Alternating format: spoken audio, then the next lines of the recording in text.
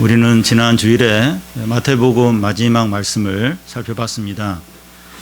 부활하신 예수께서 승천하시기 전에 제자들과 오늘 우리들에게 하시는 말씀입니다. 하늘과 땅의 모든 권세를 내게 주셨으니 너희는 모든 민족에게 가서 제자를 삼고 아버지와 아들과 성령의 이름으로 세례를 주고 내가 너희에게 분부한 모든 것을 지키게 하라. 내가 세상 끝날까지 너희와 항상 함께 하리라 하셨습니다. 우리가 이 사람들을 제자로 삼았으면 교회에서 그들에게 말씀을 가르쳐서 지키게 하는 것이 필요합니다. 세례받은 자들이 교회를 함께 세워나가야 합니다. 오늘부터 함께 살펴볼 에베소서 말씀은 교회에 대한 위대하고 영광스러운 그런 말씀이라고 할 수 있습니다. 학자들은 에베소서에 대해서 바울의 신학의 면류관이요 절정이라고 하고, 또 인간의 그 중에서 가장 거룩한 글이라고 하기도 하고, 또 이 기독교의 복음을 놀라우리만큼 간결하게 요약한 책이라고 말합니다. 에베소서는 마치 그리스도의 구원을 하늘에서 바라본 것처럼 그렇게 표현하고 있습니다. 그리스도 안에 하나님의 놀랍고 영광스러운 구원의 파노라마를 보여줍니다. 에베소서는 다른 서신들처럼 교회 안의 분쟁이나 또 이단의 어떤 가르침에 대해서나 특정 죄에 대해서 다루지 않습니다. 오직 복음을 가장 어미롭게 표현한 서신이라고 할 수 있습니다. 사도행전 19장에 보면 바울이 에베소의 이 두란노에서 2년 동안 이제 말씀을 매일마다 가르치는데 아시아에 있는 사람들, 헬라인들이 말씀을 많이 들었다고 기록합니다. 에베소에 큰 부흥이 일어나게 되는데 바울의 손수건을 병든 사람에게 올려놓기만 해도 병이 낫고, 또 마술로 돈을 벌던 그 사람들이 그 마술책을 이렇게 거리에 쌓아놓고 불태우는 그런 일도 있었습니다. 바울은 로마 감옥에 갇혀 있는 상태에서 그 에베소 성도들과 또 소아시아에 있는 성도들에게 이 에베소서를 써서 이제 보낸 겁니다. 에베소는 지금 터키의 한 도시인데 그 당시에는 로마의 속주였고 아시아의 수도라고 하는 그런 상업이 번창한 그런 항구 도시입니다. 그곳에는 그 아데미 여신이라고 큰 그 신전이 있었는데 세계 7대 불가사의 중에 하나로 엄청나게 큰 신전이 있었습니다. 그만큼 에베소는 우상 숭배가 심하고 또 많은 부유한 사람들이 모여서 살고 있던 그런 고대 도시입니다. 에베소서의 시작은 다른 서신들처럼 인사나 또 격려의 말로 시작하지 않습니다. 앞부분에서 이 에베소서의 그 발신자, 수신자 그걸 간단하게 언급하고 바로 이제 찬양하리로다 하면서 본론으로 이제 들어갑니다. 먼저 그 에베소서의 이 발신자이고 하나님의 뜻으로 사도된 이 바울에 대해서 살펴보겠습니다. 유초등 학생이나 청소년들 중에서 저에게 어떻게 목사가 되게 되었느냐고 묻는 아이들이 있습니다. 그런 질문을 받을 때 저는 처음부터 이제 목사가 될 생각은 없었고, 청소년 캠프를 하다가 이제 말씀을 좀 더 가르치고 싶어서 신학교에 갔고, 또 신학을 하다 보니까 자연스럽게 목사가 되었다고 대답합니다. 바울은 자신이 어떻게 사도가 되었는지 그 에베소서를 시작하면서 말하고 있습니다. 사도행전에 보면 바울이 어떻게 복음 전도자가 되었는가 하는 것을 이제 보여주는데, 다메섹 도상에서 부활하신 예수님을 만난 이야기를 하고 있습니다. 근데 여기서는 그때 일을 길게 이야기하지 않고 아주 짧게 자기가 어떻게 사도가 되었는지 말합니다. 1절을 보면 우리 같이 한번 읽겠습니다. 하나님의 뜻으로 말미암아 그리스도 예수의 사도된 바울은 에베소에 있는 성도들과 그리스도 안에 있는 신실한 자들에게 편지하노니. 바울은 여기서뿐만 아니라 다른 곳에서도 자기가 어떻게 사도가 되었는가 하는 것을 말합니다. 그는 자신이 사도된 것이 자신의 결심이나 또 외적인 어떤 자격이 있거나 또 다른 사람이 임명해서 된 것이 아니라 하나님의 뜻으로 이제 사도가 되었다고 말합니다. 바울은 사도행전에서 3번에 걸쳐서 이 다메섹 도상에서 부활하신 예수님을 만난 이야기를 이제 합니다. 그때 부활한 주님이 나타나서 자기를 이방인의 그릇으로 택하였다는 겁니다. 바울이 이 이야기를 3번에 걸쳐서 하는 이야기는 자기가 사도 된 것이 하나님의 뜻으로 된 거다 하는 것을 분명하게 하기 위해서입니다.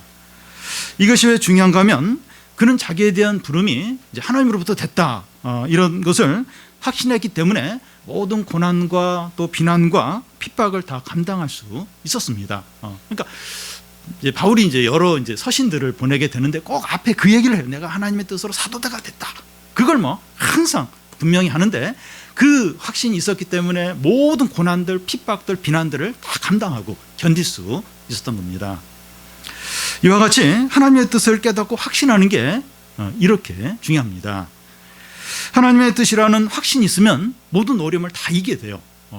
이렇게 지금 내가 이렇게 결정하고 이렇게 행하는 게 하나님의 뜻이다. 확신이 들면 당하는 모든 힘든 일들, 어려움들 다 감당을 이제 하게 됩니다. 여러분, 그 세상에 많은 문제들이 있는데 해결이 잘 안 돼요. 그 안 되는 이유가 사람들이 자기 입장에서 그 문제를 해결하려고 하기 때문입니다. 어떤 문제를 해결하려고 할 때 자기 입장에서 생각해요. 자기 입장에서 시작을 하고 자기 감정에서 시작하는 겁니다. 내 기분이 어떤가? 내가 원하는 게 뭔가? 거기서 이제 시작을 합니다.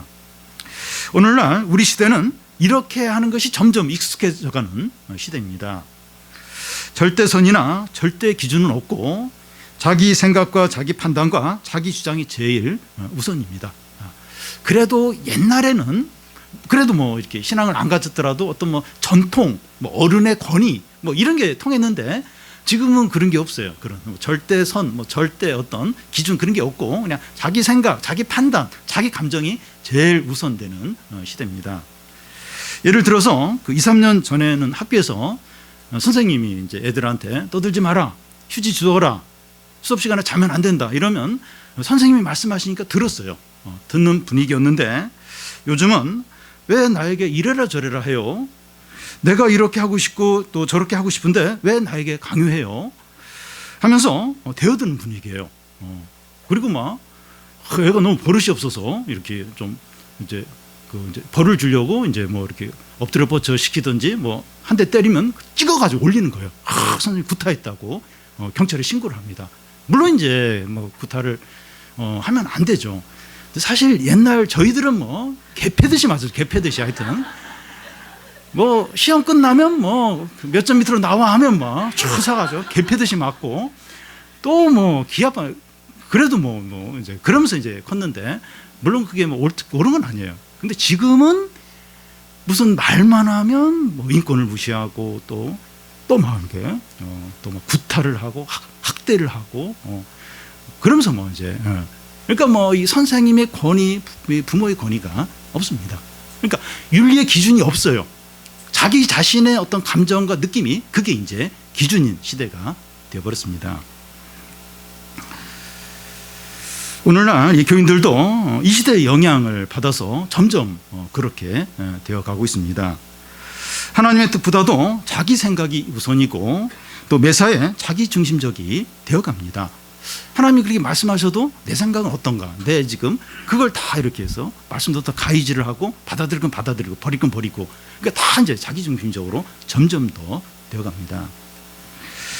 여러분 우리가 이 가족이나 이제 다른 사람들과의 사이에서 문제가 이제 있을 때 상대방의 입장에서 한 번만 생각을 해봐도 해결의 실마리가 이제 풀리게 됩니다.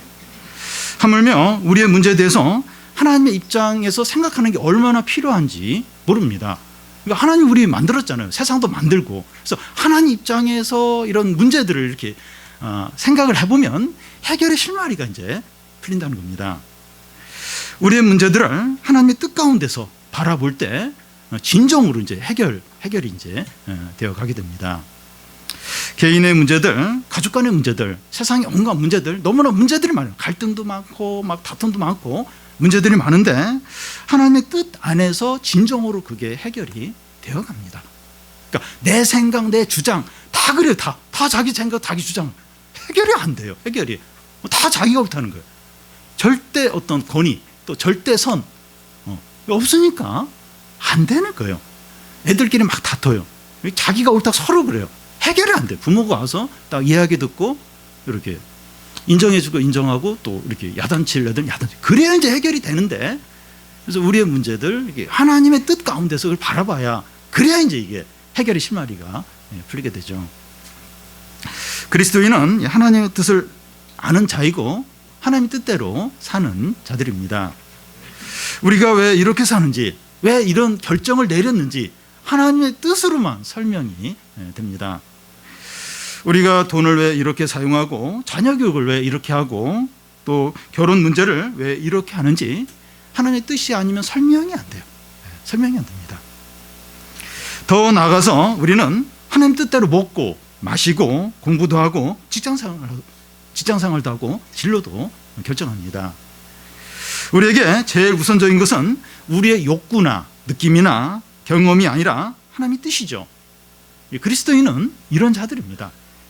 하나님의 뜻 가운데서 모든 걸 하고 하나님의 뜻대로 행하고 이런 자들이 이제 그리스도인들이죠. 그래서 진정한 어떤 문제를 해결할 수 있어요, 그리스도인들이. 왜냐하면 자기 입장에, 자기 주장에서 보지 않고 하나님의 뜻 가운데서 보니까 어떤 문제들을 해결하고 가정이든지 직장이든지 학교든지 피스메이커의 역할을 하는 거예요. 왜냐하면 크리스찬은 자기중심적으로 자기 입장에서 보지 않고 위에서 하나님 뜻 가운데서 보니까 진정한 어떤 문제 해결을 할 수 있는 그런 어떤 역할을 이제 하는 거죠. 하나님의 뜻으로 이 사도된 바울은 누구에게 이 서신을 보내고 있습니까? 1절 중간을 보면 에베소에 있는 성도들과 그리스도 예수 안에 있는 신실한 자들입니다. 여기서 이제 성도들, 이제 이 성도들이 나오는데 구약에서는 하나님께 바쳐진 자들, 구별된 자들을 가리킵니다. 이 성도는 뭐 거룩한 자라는 그런 의미인데, 이 거룩이라고 하는 것은 제사상처럼 이제 기름을 부어서 구별을 하거나 또 성전에서 쓰는 그릇은 구별이 돼요. 성전에서 쓰는 그릇을 막 집에 와서 막 물 떠먹고 이런데 사용 안 합니다. 딱 구별이 돼 있고, 안식일처럼 구별된 날, 안식일은 구별된죠. 일상적인 날과 똑같이 하면 안 되고 구별되게 보내야 되죠.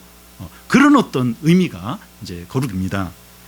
그래서 이 성도들이라고 한 것은 하나님께 구별이 되고 하나님께 바쳐진 자다 하는 이제 의미입니다. 바울은 이런 성도가 그리스도인이라는 겁니다. 그리스도인은 구별되고 바쳐진 자들입니다. 근데 우리가 이제 그리스도인들인데 우리는 구별된 자들이에요. 그리고 하나님께 바쳐진 자들입니다. 세상의 여러 죄악과 더러운 것들로부터 구별된 자들이고 하나님의 소유로 드려진 자들이 그리스도인입니다. 이 고린도전서에서 바울은 그리스도인들에 대해서 너희는 성령이 거하는 전이다, 성전이다, 그렇게 말했습니다.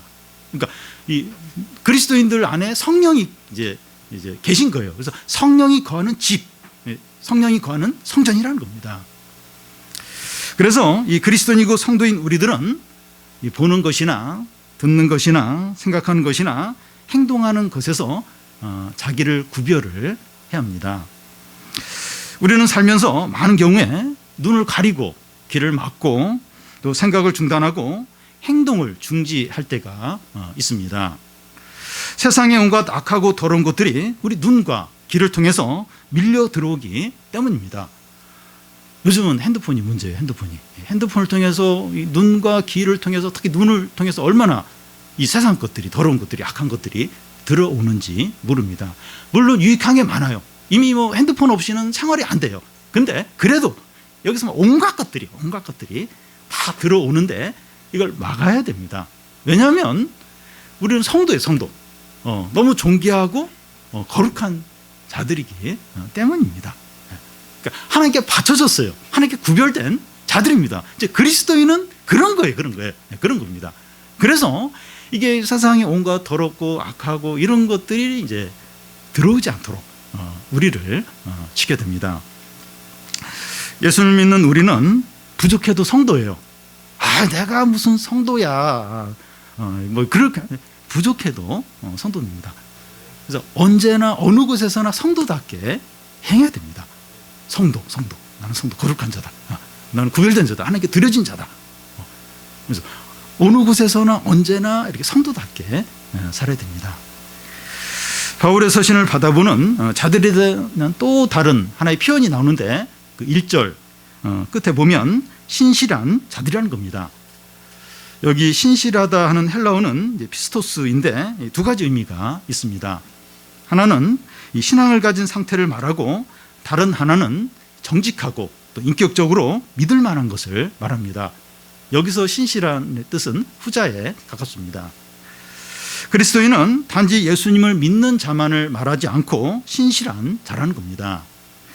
그리스도인은 신실하도록 부름을 받은 자입니다. 우리가 예수님 믿고 말씀을 들으면 우리의 인격과 성품이 신실하게 바뀌어야 됩니다. 이 사람은 참 믿을만해, 이 사람은 정직해, 이런 평가를 받아야 됩니다. 몽골에 한국 사람들이 많이 가는데 초창기에는 주로 이제 선교사님들이 대부분이었습니다. 이 한국 사람이 몽골에서 택시를 타면 택시비도 받지 않으려고 했다고 합니다. 한국 사람들은 다 정직하고 또 이제 크리스찬이기 때문에 믿을 만하다. 이래서 그런 인식을 이제 몽골 사람들이 이제 가졌다고 합니다. 근데 지금은 안 그렇다 그래서 택시비를 꼭 내야 됩니다. 몽골에 가시면. 여러분, 이 믿음이 좋다고 하는데 정직하지 않고 성실하지 않아서 신뢰할 수 없다면 그리스도인으로 보기 어렵다는 겁니다. 그리스도인은 완전해야 된다는 것이 아니라 약점과 부족함이 있지만 정직하고 신뢰할 만한 사람이어야 한다는 겁니다. 교인들이 이 세상 사람들로부터 비난받고 불신을 받는 이유는 믿음이 약해서가 아니라 정직하지 못하고 진실하지 않아서입니다. 예수님을 진정으로 믿으면 그렇지 않던 사람도 신실하게 변합니다. 그렇게 달라지게 됩니다. 그러니까 예수를 믿으면 성령이 그 사람을 바꾸어서 전에는 신실하지 않았는데 신실한 사람이 이제 됩니다. 이것이 기독교고 이게 복음의 능력이죠. 이게 기독교입니다. 사람을 바꿔요. 참 신실하지 못한 사람인데, 정직하지 못한 사람인데, 성실하지 못한 사람인데 신실한, 정직한, 성실한 사람으로 바꿔요. 이게 복음의 능력이죠. 신앙 경력이 오래되고 또 성경 지식이 쌓아야 이 성도가 되고 신실한 자가 되는 것이 아니라 예수님을 믿으면 성도가 되고 신실한 자가 됩니다. 우리가 예수님을 진정으로 믿으면 그렇게 됩니다. 우리가 막 이렇게 우리의 어떤 노력으로 되는 것이 아니라 성령이 우리를 그렇게 바꾸어 놓는 겁니다.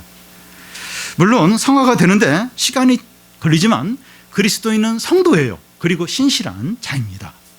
신실한 자가 돼야 돼요. 부족하지만 아직 약하지만 성도예요. 성도고 신실한 자입니다. 그렇게 돼야 되고 성도답게 어디서나 살아야 됩니다. 바울은 이런 자들에게 어떤 축복을 합니까? 2절을 우리 같이 한번 읽겠습니다. 하나님 우리 아버지와 주 예수 그리스도로부터 은혜와 평강이 너희에게 있을지어다. 은혜라고 하는 것은 자격이 없는데 좋은 것을 많이 이렇게 받는 것을 말합니다. 예를 들어서 어떤 대기업 회장이 소년소녀 가장 중에서 한 청소년에게 그 대학 등록금을 다 이렇게 대줍니다. 또 방글라데시아의 한 어린이의 이 심장이 기형인데 그 한국 의료팀에서 이제 무료로 이제 수술을 해줘서 건강하게 해주는 이런 게 이제 은혜죠. 자격이 없는데 좋은 것을 아낌없이 베푸는 게 은혜입니다. 여기 또 평강인데 이 평강은 마음이 안정되고 좋은 상태를 말합니다. 사람들이 긍정적인 생각과 낙천적인 그런 생각으로 어려운 가운데서도 그 마음을 잘 지킬 때 이런 것도 이제 평안에 해당이 됩니다. 세상에서도 은혜와 평안이라는 말을 합니다. 그런데 그 은혜와 평안이 어디서 오느냐? 출처가 중요합니다. 그러니까 세상에서도 은혜와 평안을 말해요. 또 이제 기독교에서도 은혜와 평안을 말하는데 그 출처, 그게 어디서 나오는 거냐 하는 것이 중요합니다. 이 세상이나 이 명상이나 또 요가 같은 마인드 컨트롤에서 나오는 거냐 아니면 하나님에게서 나오는 거냐 하는 겁니다. 바울이 이제 성도들을 위해서 강구하는 은혜와 평강은 그런 것에서 이제 오는 게 아니라 하나님 아버지와 예수 그리스도로부터 이제 오는 겁니다. 그리스도인인 우리가 누리는 은혜와 평안, 우리 이제 예수님 믿으면서 이제 은혜와 평안을 누리는데 이 은혜와 평안은 우리의 죄를 위해서 독생자를 아끼지 않고 내어주신 하나님 아버지와 우리를 위해서 온갖 고난과 모욕과 또 죽음을 당하시고 부활하신 우리 주 예수 그리스도로부터 온 것입니다. 그러니까 뭐 세상이나 어떤 이렇게 심리 치료나 어떤 뭐 그런 것에서 그런 것과는 본질적으로 다릅니다. 독생자를 아끼지 않고 주신 우리 하나님 아버지와 우리 위해서 고난당하시고 죽으시고 부활하신 예수 그리스도로부터 오는 은혜와 평안입니다. 완전해요. 영원합니다. 풍성해요. 참됩니다. 얼마나 능력 있고 풍성한지 모릅니다. 하나님 아버지가 예수 그리스도가 죽고 부활하면서 주시는 평안, 은혜 완전하죠. 영원하죠. 참되죠. 얼마나 능력 있고 풍성한지 모릅니다. 그러니까 참 사람들 크리스찬도 그렇지만 논크리스찬도 그렇지만 크리스찬도 더더욱 너무 이제 이렇게 너무 힘든 거예요. 삶이 너무 힘들고 불행하고 고통이 많고 갈등이 많고 마음이 어떤 데는 지옥 같아요. 너무 괴로워요. 이 은혜와 평안이 필요한데 그래서 막 사람들이 그걸 갈구합니다. 그래서 막 여러 가지 쓰는데 우리에게는 하나님 아버지와 예수 그리스도 이 죽음을 이기고 부활하고 독생자를 아끼지 않고 주시는 그 아버지와 아들의 그 희생과 사랑을 통해서 우리에게 은혜와 평안이 오는 거예요. 진짜 우리를 회복시켜요. 진짜 우리를 살립니다. 에베소서는 하나님 우리 아버지와 주 예수 그리스도로부터 오는 모든 은혜와 평강을 우리에게 말합니다. 이 바울은 이제 에베소의 서론을 짧게 이제 끝내고 하나님 아버지와 예수 그리스도로부터 내려오는 풍성한 은혜와 놀라운 구원에 대해서 시작합니다. 그는 그 말을 하면서 화산이 폭발하듯이 도저히 참지 못하겠다 하면서 쏟아 놓듯이 찬송하려다 하면서 외칩니다. 이 3절 앞에 바로 이제 찬송하리로다 하는데 이 찬송하는 이유를 말한 후에 우리 찬송하자 이렇게 하는 것이 아니라 마음이 너무 복받쳐 올라요. 그러면서 막 참지 못하고 찬송하리로다 하면서 시작합니다. 어떤 사람에게 너무 고마운 일이 있을 때 이러이러해서 고맙습니다 하는 것이 아니라 그냥 고맙습니다 막 연거푸 이제 이렇게 고맙다는 이야기를 할 때가 있어요. 그러니까 거의 죽을 병인데 아무도 못 되는데 어떤 의사가 병을 고쳐주어서 살게 했을 때 건강을 회복하게 되었을 때 고맙습니다 막 정신없이 고맙다는 이야기를 하게 되죠. 놀이동산에 갔는데 애를 잊어버린 거예요. 울면서 막 정신없이 찾는데 안전요원이 애를 딱 이렇게 보호하고 그러면서 건네줄 때 고맙습니다 감사합니다 막 정신없이 막 그런 감사를 하게 되죠. 그와 같이 하나님의 은혜와 사랑과 구원이 너무 크고 놀라워서 찬양하리도다 찬송하리도다 이렇게 외칠 수밖에 없다는 겁니다. 우리를 위하여 베풀으신 하나님의 사랑과 은혜를 제대로 알기만 하면 이렇게 하지 않을 수 없다는 겁니다. 3절을 우리 같이 한번 읽겠습니다. 찬송하리도다 하나님 곧 우리 주 예수 그리스도의 아버지께서 그리스도 안에서 하늘에 속한 모든 신령한 복을 우리에게 주시되. 이 찬송하리도다 하는 말은 헬라어로 율루게토스라는 이제 그런 말인데 이 단어는 하나님께만 사용하는 단어입니다. 이 단어가 이제 의미하는 것은 하나님만이 찬양받기에 합당하다는 겁니다. 찬양은 사람이나 물건이나 국가나 또 기업이나 예술에게 이제 하는 것이 아니라 하나님께만 해야 됩니다. 스포츠 스타나 연예인이나 글로벌 기업 회장이나 또 정치인이나 북한 김정은에게 찬양을 하면 안 됩니다. 북한 사람들은 김일성 또 김정일, 김정은에게 거의 신적인 그런 찬양을 이제 하는데 그러면 안 돼요. 하나님의 다른 것에 찬양을 하는 우상숭배죠. 큰 죄를 짓는 겁니다. 이 찬양은 사람이 하나님께 할 수 있는 최고의 봉사이고 섬김입니다. 그러니까 여러 가지 이제 이렇게 하나님께 봉사를 할 수 있는데 찬양이 하나님이 가장 기뻐하시는 동사입니다. 하나님께 드리는 찬양은 하나님을 아는 것을 통해서 시작됩니다. 하나님을 알지 못하면 찬양할 수가 없습니다. 그러니까 하나님을 모르면서 찬양하는 건 우상숭배와 다를 바가 없죠. 하나님을 알면서 이제 찬양이 이제 되는 거죠. 우리가 예수 그리스도 안에서 이루어 주신 하나님의 놀라운 구원을 깨달을 때 찬양하지 않을 수 없습니다. 핸델의 메시아가 최고의 찬양이 되는 이유가 예수님의 탄생과 고난과 죽음과 부활과 또 통치와 재림을 성경 그대로 이렇게 성경 그대로 노래하기 때문에 최고의 찬양이 되는 거죠. 다른 게 핸델의 메시아는 다른 게 들어간 게 없어. 요 탄생과 고난과 죽음과 또 통치와 이 재림과 부활 요걸 그냥 성경 그대로 노래하는데 이게 이제 엄청난 찬양이 되는 거죠. 성도 여러분, 우리가 이 찬양하는 진정한 이유가 무엇입니까? 수업이 늘었거나 자녀의 성적이 내 성적이 올라갔기 때문이 아닙니다.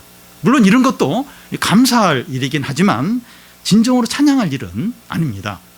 우리가 하나님을 찬양해야 될 이유가 무엇입니까? 하나님이 창세전에 우리를 예정하시고 아들을 보내서 우리를 위하여 죽게 하시고 우리 죄를 용서하시고 우리로 하나님의 아들이 되게 하셨기 때문입니다. 여러분, 요즘에 그 연예인이나 정치인이 이렇게 어떤 범죄 사실이 드러나서 막 언론에 보도되고 또 막 검찰의 수사를 받고 그런 걸 볼 때 그 죄가 거의 명확하다면 그 처벌을 안 받을 수가 없어요. 거의 이제 이렇게 처벌을 이제 받게 되는데, 그런 유명 정치인이 유명 연예인이 원하는 건 이 죄가 좀 덮어졌으면 이렇게 좀 가려지고 무죄로 이렇게 되면 얼마나 좋을까. 근데 거의 그게 안 돼요. 거의 이제 형벌을 하게 돼. 그러면서 이제 그 정치인이나 연예인은 이제 끝나는 거죠. 이제 그 생명이 이제 끝나게 되는데, 여러분, 우리가 하나님 앞에서 그러합니다. 우리도 명확해요. 우리 죄가 너무나도 명확합니다. 그 세상에서 어떤 명확한 죄에 대해서 처벌을 피하기 어려운데 우리는 더더욱 그렇죠. 더더욱. 그 죄에 대해서 반드시 심판을 받고 거기에 대해서 거기서 대가를 지불해야 됩니다. 용서가 안 돼요. 그거 다 받아야 돼요. 근데 그 용서가 된 겁니다. 그 용서가 깨끗이 완전히 무죄, 의롭다는 그런 판정을, 그런 걸 이제 받은 거예요. 이거 작은 일입니까? 작은 일. 이거 그냥 넘어가도 되는 일입니까? 또 어디 겨울철에 길을 가다가 갑자기 막 이렇게 심장마비가 와서 심정지가 왔어요. 근데 모르는 사람이 내가 심정지에서 쓰러졌는데 막 이렇게 그 심장 박동 그걸 해가지고 심폐소생술로 이렇게 살렸어요. 그 사람에게 고맙다고 하지 않겠습니까? 살해를 안 하겠어요? 너무나 고맙죠. 근데 우리는 우리 죄로 인해서 지옥에 갈 수밖에 없고 영원한 멸망에 던질 수밖에 없어요. 그런데 그 아들을 대신 죽게 해서 우리를 구원하셨어요. 그리고 영생을 주시고 하나님의 자녀가 되게 하시고 하나님 나라의 모든 좋은 것을 우리에게 주셨습니다. 이거 감사한 일 아닙니까? 우리 생명을 구해준 사람에게도 그렇게 감사해야 되는데 하물며 이 모든 것을 행하신 하나님께 감사하고 찬양하지 않을 수 있겠습니까?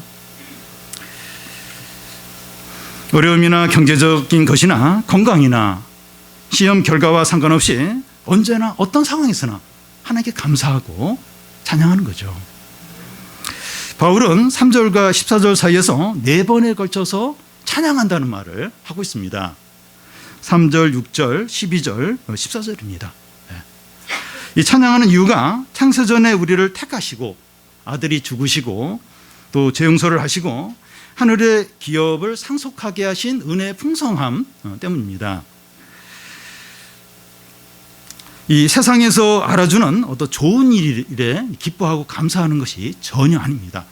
우리가 3절과 14절을 이렇게 보면 이 세상적인 어떤 좋은 일, 뭐 경제적인 거나 또 어떤 질병의 문제나 또 그런 게 하나도 없어요. 하나도 없고 그냥 하나님의 은혜와 사랑과 구원을 이야기를 이제 이렇게 하는데 거기에 대해서 찬송하지 않을 수 없다는 거예요.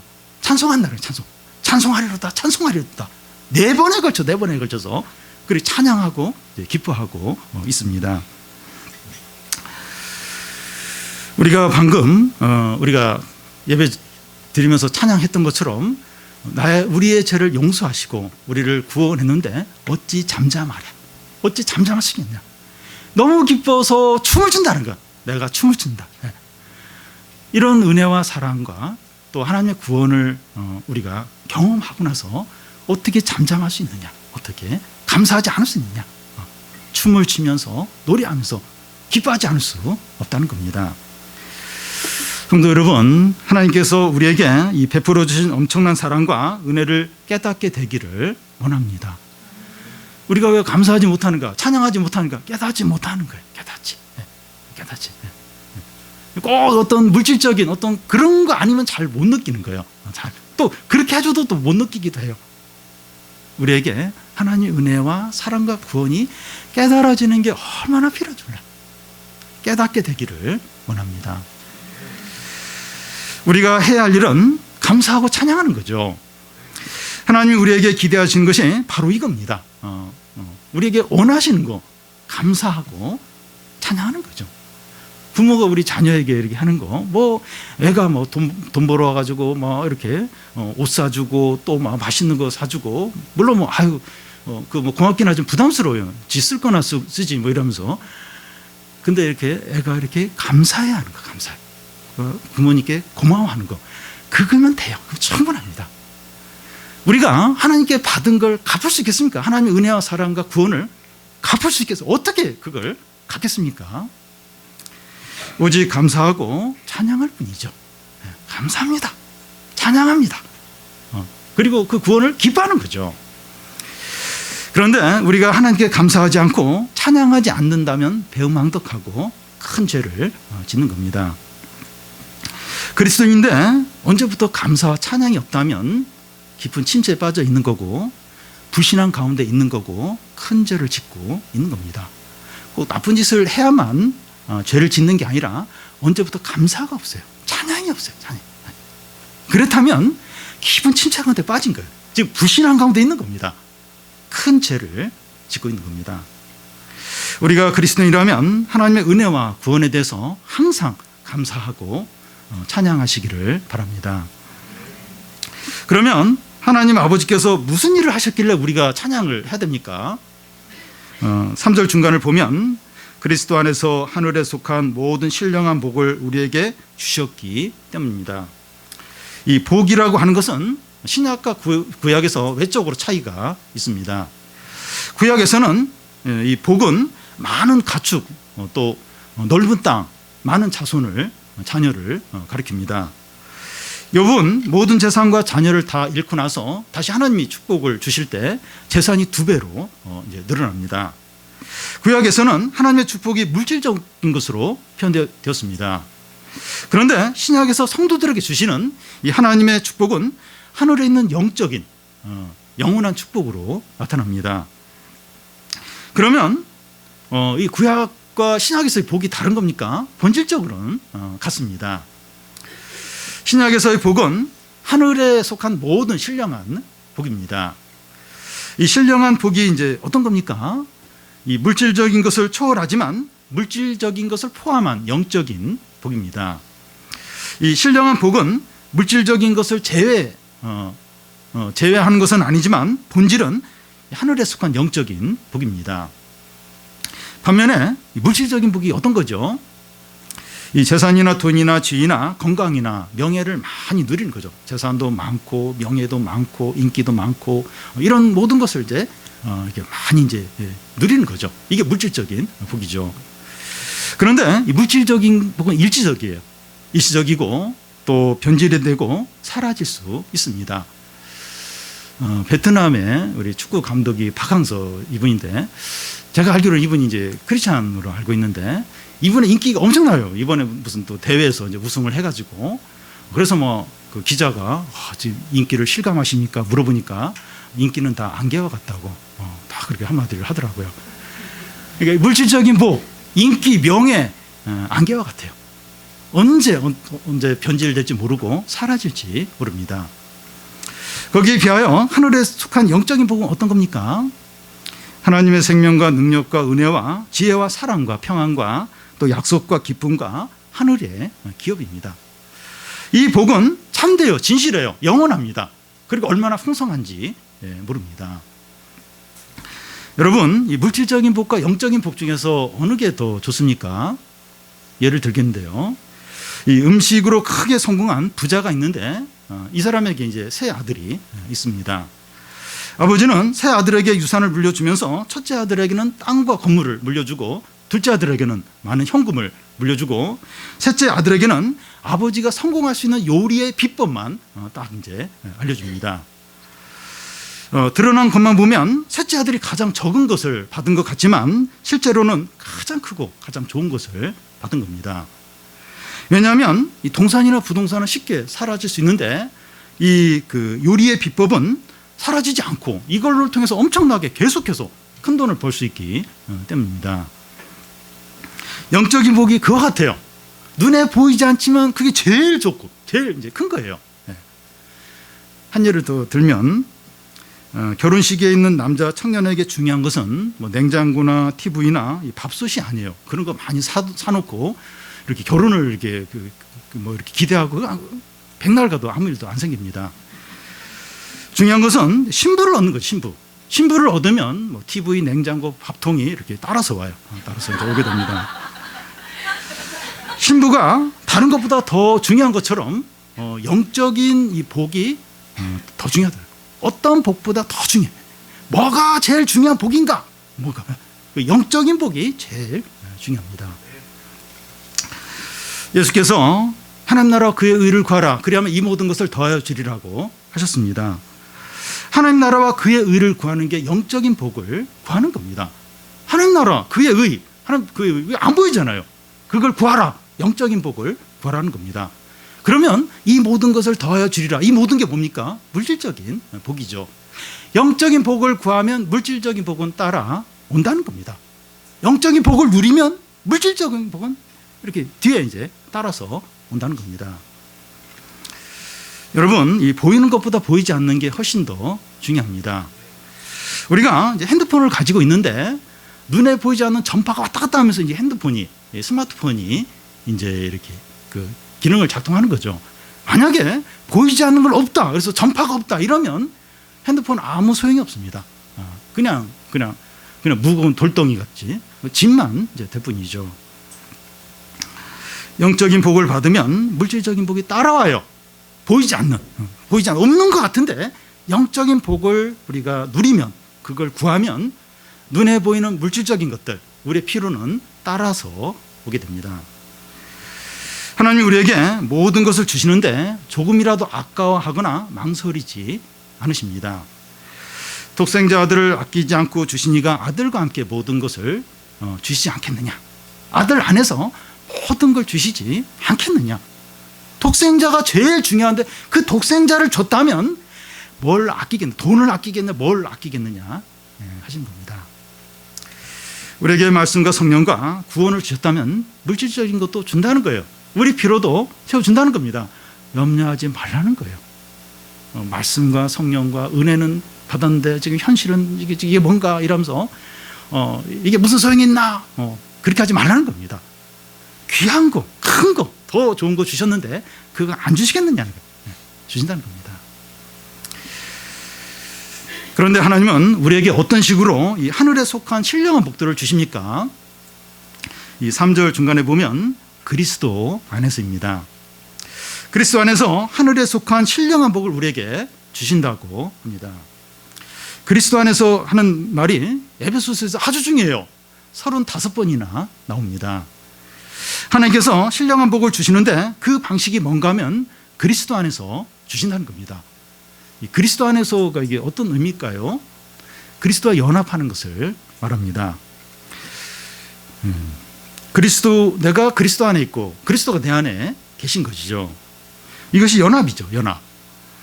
이 하늘에 속한 신령한 복이 우리에게 어떻게 주어지는가 하면 그리스도와 연합을 통해서 주어진다는 겁니다.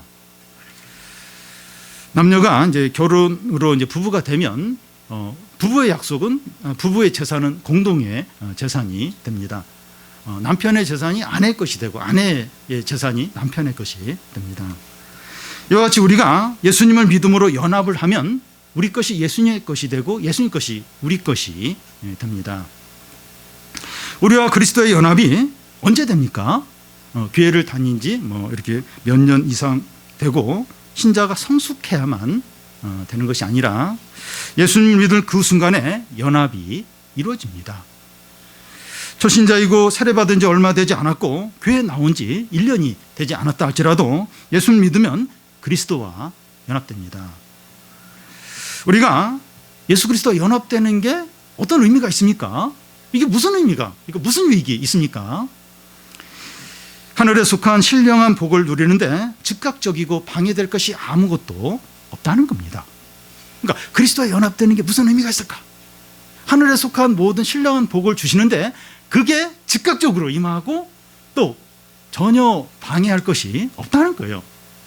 여러분, 이제 그리스도와 연합한다는 건 내 것이 그리스도 것이 그리스도 것이 내 것이 되는 건데, 그렇다면 그 하늘에 속한 하나님이 주시려고 하는 그 복이 같이 이제 연합이 되니까 그 즉각적으로 임할 수밖에 없죠. 그리고 그걸 어떻게 누가 그것을 막겠습니까? 지금 여기서 하늘에 속한 모든 복들을 누릴 수 있습니다. 여러분, 이 복은 그 청약 저축이 이제 저축으로 이제 아파트가 당첨이 되거나 로또 1등 당첨되거나 대기업에 취직하거나 원하는 대학에 합격하는 것보다 더 크고 또 더 좋고 참되고 풍성한 축복입니다. 우리에게 엄청난 축복이 주어지는 겁니다. 이 하늘에 속한 모든 신령한 복, 엄청나죠. 엄청나게 큰 겁니다. 여러분, 그 40억짜리 로또 1등이 당첨된 것과 신령한 복 중에서 어느 것을 선택을 하시겠습니까? 좀 이렇게 고민을 좀 해봐야겠습니까? 하루 정도 좀 시간을 좀 드려야 됩니까?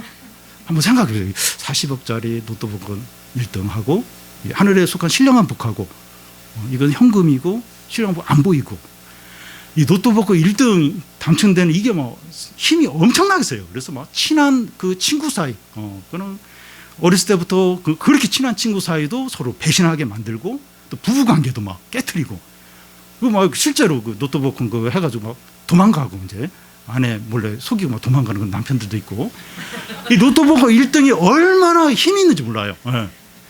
로또 복권 1등 당첨금하고 하늘에 속한 신령한 복하고 어느 걸 선택을 하겠습니까? 로또 1등 당첨 복권 100장. 100장. 그럼 그게 100장이면 뭐 4천억 원이니까 뭐 4조 원이니까. 그걸 갖다 준다 할지라도 신령한 복하고는 바꿀 수 없죠. 네.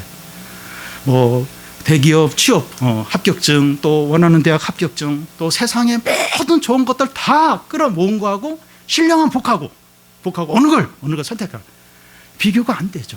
비교가 안 되죠. 안개 같은 것들하고 영원하고 참된 것들하고 비교가 되겠습니까? 그런데 많은 성도들이 왜 이런 축복을 누리지 못합니까? 왜 이런 복이 있는 줄도 모르고 누리지도 못합니까? 우리가 예수 그리스도와 연합되어 있다는 것을 모르고 또 이 영적인 복을 구하지 않기 때문입니다. 몰라요. 우리가 그리스도와 연합된 거 몰라요. 기억을 못합니다. 모릅니다. 그러면서 영적인 복을 안 구해요. 영적인 복이 안 보이는 거, 없는 거, 영적인 복 없는 거, 아무 소용이 없는 거, 그렇게 생각을 하면서 이 물질적인 복만 바라봐요. 이 세상적인 건 바로 그게 전부예요. 뭐든지 그것으로 표현이 안 되면 없는 거예요. 당장 현금이 아니면 없는 거예요. 영원한 복, 신령한 복, 하나님의 축복, 은혜 다 소용없다고 생각하면서 물질적인 것만 보는 거예요. 당장 현금만. 그게 아니면 X. 그렇게 하니까 이 신령한 복이 있는지 전혀 모르고 그리고 구하지도 않고 그리스도와 내가 어떤 관계인지 연합되어 있는데 부부관계 이상으로 있는데 그걸 모르는 거예요. 기억을 안 해요. 그리고 주님으로부터는 그 영적인 풍성한 그 참된 그 복도 구하지 않고 그러니까 너무 비참한 거예요. 돈 없고 병들고 또 이렇게 사회적으로 어렵고 또 또 이렇게 성적이 잘 안 올라가고 그러면 그냥 죽고 싶은 거예요. 크리스찬인데도 죽고 싶은 거예요. 왜냐하면 물질적인 복이 모든 것인데 그것만 바라보고 있는데 그게 없으니까. 그렇지가 않은 거죠. 그리스도와 연합이 돼 있고 하늘 신령한 복이 준비가 돼 있죠. 우리에게 주어져 있죠. 성도 여러분, 그리스도인은 지금 여기서 하늘에 속한 모든 축복을 누리는 자들입니다. 죽어서 영원한 복, 천국에서 그게 아니고, 그러니까 그리스도와 연합이 돼 있잖아요. 우리가 연합이 돼 있잖아요. 그죠? 그리고 그 연합이 돼 있기 때문에 그리스도의 것이 우리 거잖아요. 지금 여기서 하늘에 속한 신령한 복을 누리는 겁니다. 그걸 막을 그런 어떤 게 아무도 없어요. 아브라함은 하늘에 속한 신령한 복을 바라보고 누리며 살았습니다. 그래서 그가 조카 롯하고 목초지 때문에 문제가 생겼을 때 조카에게 양보를 해요. 또 전쟁을 해서 전리품을 엄청나게 빼앗아 왔는데 다른 사람에게 다 이제 나눠줍니다. 또 하나님의 말씀에 따라서 독생자 이삭을 모리아산에 하나님께서 바치라고 할 때 바쳐요. 물론 이제 하나님이 양을 이렇게 준비를 해놔서 이삭을 바치도록 하진 않았지만 그 독생자, 그 귀한 아들을 이렇게 하나님께 이렇게 바칩니다. 모세도 하늘의 신령한 복을 바라보고 누렸기 때문에 애굽 왕궁의 그 호화롭고 그 삶을 내려놓고 하나님 백성과 고난을 기꺼이 받았습니다. 요셉도 다윗도 다니엘도 모든 믿음의 사람들이 이 땅 가운데서 하늘의 신령한 복을 바라보고 그걸 누리며 살았습니다. 여러분, 그 사람들은 별종의 사람들이 아니에요. 다른 어떤 수성이나 뭐 달이나 금성에 산 게 아니라 똑같이 우리처럼 먹고 이 몸을 가지고 생활한 자들인데 하늘의 신령한 복을 바라보고 그것을 누리고 그러면서 믿음으로 살았습니다. 사랑하는 성도 여러분, 가장 좋고 귀하고 진정한 필요들이 그리스도 안에 있습니다. 하나님은 모든 신령한 축복들을 지금 여기서 즉각적으로 우리에게 주십니다. 즉각적으로 주십니다. 우리가 그리스도와 연합됨을 알고 영적인 복을 우선적으로 구하시기를 바랍니다. 하나님 나라와 하나님의 뜻과 하나님의 말씀과 성령과 은혜와 능력과 또 하늘의 기쁨과 이걸 우선적으로 구하는 거예요. 그걸 누리는 겁니다. 그러면 현실적인 필요, 물질적인 거 어떻게 되나? 주세요. 주십니다. 훨씬 귀하고 큰 것을 주시면 덜 중요한 건 아까워하지 않고 주십니다. 이 영적인 복, 이 영적인 복을 우선적으로 구하는 겁니다. 우리가 언제나 어떤 상황에서나 우리를 위해서 아들을 주시고 우리 죄를 용서하시고 하나님 자녀로 삼아주신 하나님 아버지와 우리를 위해서 고난 당하시고 죽으시고 부활하신 예수 그리스도께 진정으로 감사하고 넘치는 찬양을 하는 성도들이 다 되시기를 바랍니다.